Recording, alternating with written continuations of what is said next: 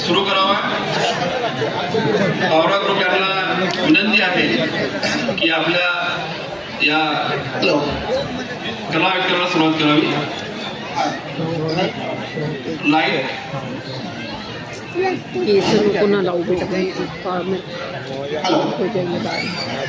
सर्व उपस्थित मान्यवर, सर्व आदिवासी बंधू भगिनींना जय आदिवासी, आपकी जय जय जय। पावरा समाज हा विंध्य पर्वत, सातपुडा पर्वतच्या पायथ्याशी, नर्मदा नदीच्या किनाऱ्याशी दुर्गम भागात राहणारा असा हा समाज आहे। या समाजामध्ये काही अशा प्रकारच्या पद्धती आहेत त्या जगाला माहिती नाहीत। अलिखित पद्धती असल्यामुळे की परंपरा रूढी असल्यामुळे त्यांना लोकांपर्यंत ते पोहोचलेले नाहीत आणि त्यासाठी आम्ही फक्त 2 पद्धती या ठिकाणी आम्ही सादर करीत आहोत। पहिली एक पद्धत आहे ती म्हणजे देजो। देजो म्हणजे मुलीचं मूल्य नाही। पावरा समाजामध्ये मुलाकडून मुलीच्या आईला काही अमाऊंट दिली जाते, त्याला देज असे म्हणतात। पण हे जे देज असतात त्याच्यामध्ये फार मोठा अशा प्रकारचा गहन अर्थ दडलेला आहे। ह्याच्यामध्ये जी काही अमाऊंट दिली जाते ती अमाऊंट आधी घरी पूजा करून दिली जाते, त्याचं सर्व दर्शन घेत असतात। अत्यंत पवित्र ती रक्कम मानली जाते।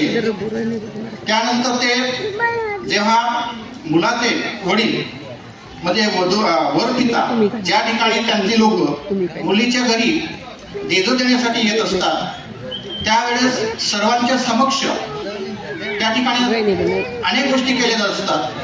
हे जे देजो असतात हे देजो म्हणजेच मातृत्वाचा सन्मान असतो, आईचा सन्मान असतो। एक आई आपल्या मुलीला जन्म देते, वाढवते, पालनपोषण करते आणि त्या बदल्यात तिला जी काही रक्कम मिळते त्याला देज असे म्हणतात। हे जे देज आहेत या देजामध्ये आई एकटीच त्याच्यामध्ये सहभागी नसते, तर त्या ठिकाणी असे अनेक लोक असतात। याच्यामध्ये बायपागडीचा अर्थ आहे भावाचा त्याच्यामध्ये काही वाटा असतो, बहिणीचा वाटा असतो, मामा, काका, भाऊ या सर्वांचा वाटा असतो, गावाचा पोलीस पाटील, गावातील बुजुर्ग ह्या सर्वांचा त्याच्यामध्ये काही अमाऊंट दिली जाते आणि एक प्रकारे त्या लग्नाचं ह्या सर्वांना जामीन दिलं जात असतं, जामीन ठेवले जात असतात। आणि 2 नात्यामध्ये किंवा 2 घरामध्ये जे लग्न होणार आहे त्याचं एक पद्धत असते एकमेकांना जुळण्याची आणि म्हणून हे देज असतं। आणि त्यामुळे हे जे देज आहेत ते फार पवित्र अशा प्रकारचं मानलं जातं आणि त्यामुळे आजपर्यंत आमची एकही लेक हुंडाबळी गेली नाही किंवा छळाला सामोरे गेली। दुसरी एक पद्धत आहे ती म्हणजे भोपावणी। भोपावणीचा अर्थ असा आहे मुलीकडचे सर्व मंडळी असतात ते मुलीला सासरी पोचवायला येत असतात आणि सासरी पोचवायला आल्यानंतर त्या ठिकाणी जेव्हा मुलीला सासरी सुपूर्द करण्याची एक पद्धत असते तिला भोपावणी असे म्हणतात पावरी भाषेमध्ये। आणि ह्या भोपावणीचे काही बोली भाषेमध्ये वेगळ्या प्रकारचे शब्द आहेत, ते थोडंसं मी मराठीत ट्रान्सलेशन केलेलं आहे, ते थोडं सांगण्याचा प्रयत्न करतो। ऐका हो स्वजन जन हो, उगवाड्या आणि पड्यातला। उगवाड्या आणि पड्याच्यामध्ये 8 गाव आहेत पावरा समाजामध्ये, त्याच्यामध्ये रोटीबिटीचा व्यवहार होतो। ऐका हो स्वजन हो, उगवाड्याचा मुलगा आणि पड्यातची मुलगी वाटेत, रस्त्यात, सणवारात भेटले किंवा आई वडिलांच्या संमतीने मुलींच्या घरी एकमेकांना पाहिलं, मुलीला मुलगा आवडला, मुलाला मुलगी आवडली, त्याकरिता पुढे मुलीकडे लग्नाची मागणी घातली, स्वजन हो। दोन्ही बाजूंचे वडीलधारी गावातील बुजुर्ग एकत्र बसून चर्चा करून सर्व संमतीने लग्न निश्चित केले, स्वजन हो। हेच नाते जबाबदारीने निभवायला पाहिजे म्हणून आज तांदूळ, जल, जल आणि धरतीच्या साक्षीने मुलीची हपावणी जे सासऱ्याकडे सुपूर्द करीत आहोत, माझ्या स्वजन जन हो।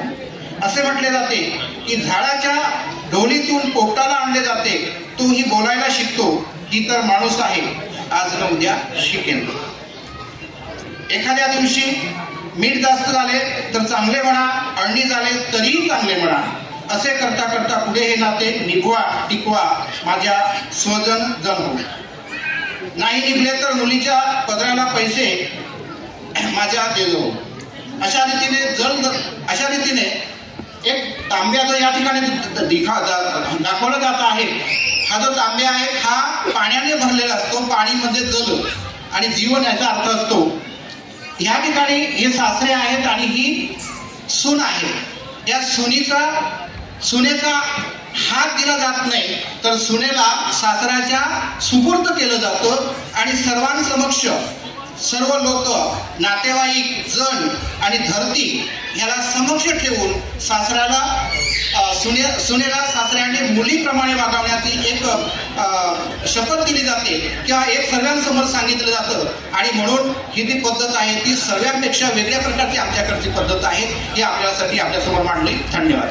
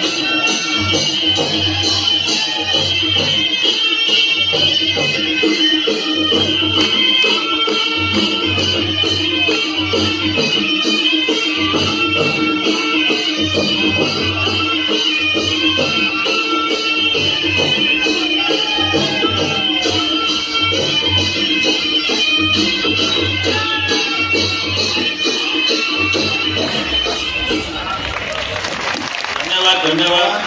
प्रस्तावनेसह आपला सुंदर कार्यक्रम